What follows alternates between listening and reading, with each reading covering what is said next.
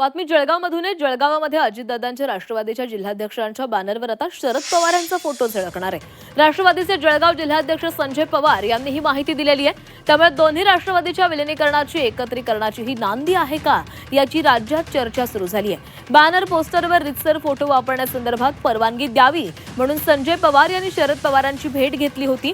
त्यानंतर त्यांनी शरद पवारांनी फोटो वापरण्यास मान्यता दिल्याची माहिती जिल्हाध्यक्ष संजय पवार यांनी दिली आहे. त्यांच्या या दाव्यानं केवळ जळगाव जिल्ह्यातच नाही तर संपूर्ण राज्यात दोन्ही राष्ट्रवादी एकत्रीकरणासंदर्भात चर्चा सुरू झाल्या आहेत.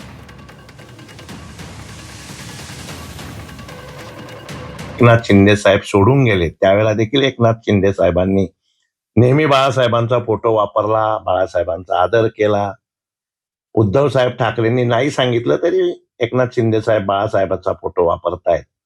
आणि काही तांत्रिक अडचणींमुळे पवार साहेबांनी आम्हाला जो नकार दिला होता फोटो वापरण्याचा, तो एक धागा पकडत मीच एक आमचे आणि पवार साहेबांचे कौटुंबिक, राजकीय, सामाजिक संबंध असल्या कारणाने पवार साहेबांचं नातं आणि माझे वडील स्वर्गीय मुरलीधर पवार यांचं नातं सगळ्या महाराष्ट्राला आणि जिल्ह्याला माहितीये.